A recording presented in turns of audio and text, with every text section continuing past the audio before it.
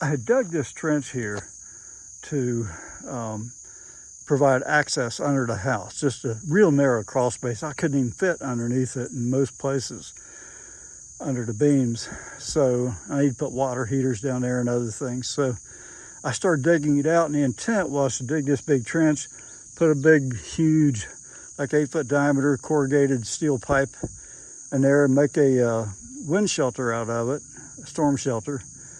But the price of that pipe got too high. I decided I can't afford that. So I've got this trench and I got a fence up to keep animals and people from wandering into it.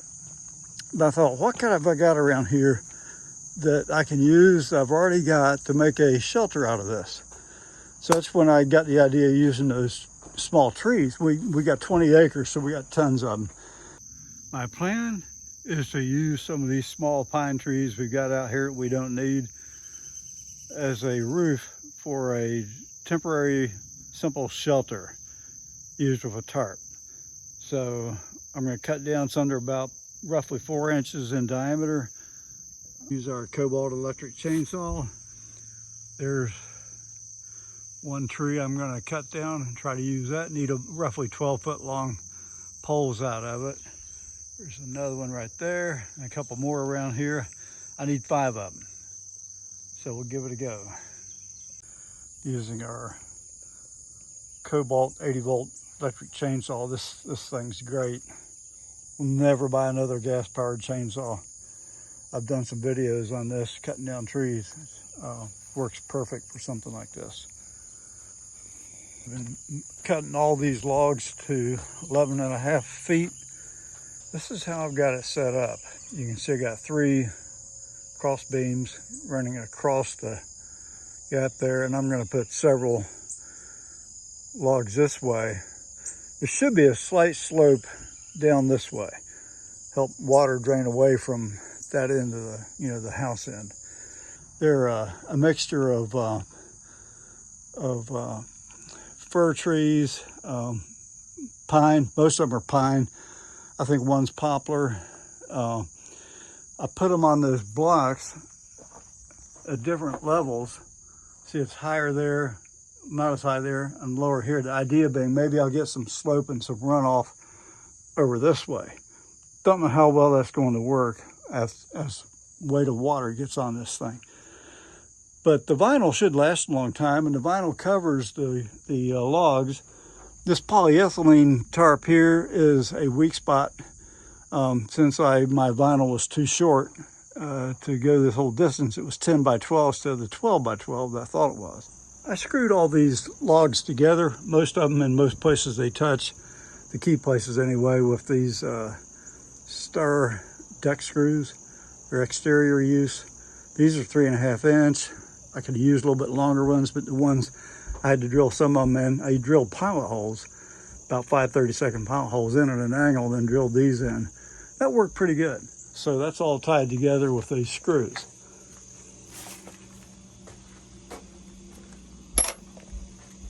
So we'll see how well it works. I'll show you how to do that trucker's hitch. It's real convenient for staking things down, tying them up tight. I've had to make a few changes to my tarp cover here, because what I thought was a 12 by 12 white vinyl tarp was actually 12 by 10. And I needed 12 feet all the way across, so I put the 10-foot length this way, had to make up this other distance with just a polyethylene tarp that I had. It won't last as long, but it's what I had now. And trying to keep this thing inexpensive, just using what I have available. So I've got these plastic stakes that I purchased. They're pretty convenient. I had some of them left over from old projects. These are the stakes I use. I happen to buy these from the Lowe's in Clemson. Probably most Lowe's will have them. You might be able to get them other places too. They make a bigger version too, which you can get. But they work real well. They're kind of expensive though. These things were between $4 and $5. I don't remember the exact amount. But they do work nice. They're very handy, and they'll last a while, even though they're plastic.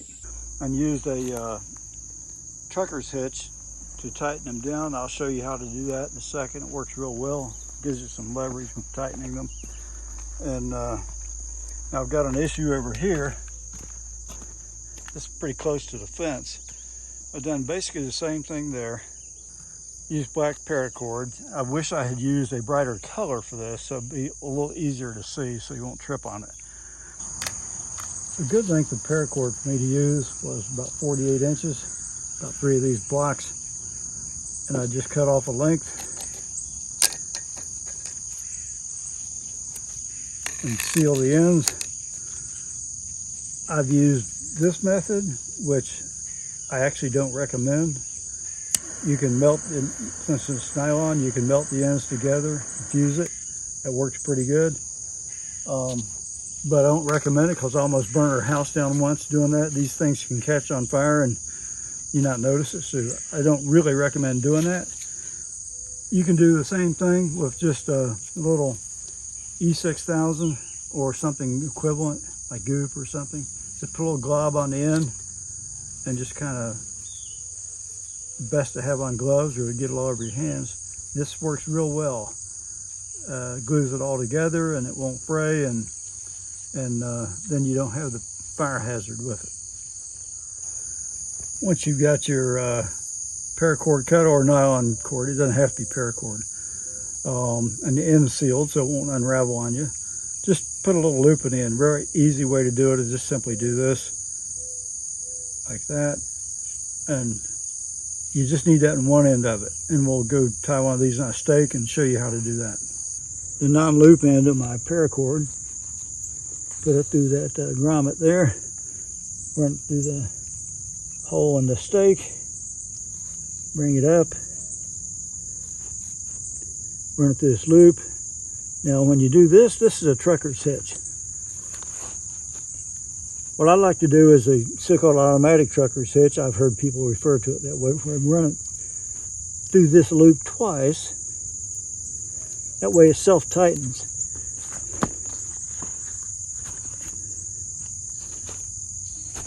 It'll hold itself tight, makes it convenient.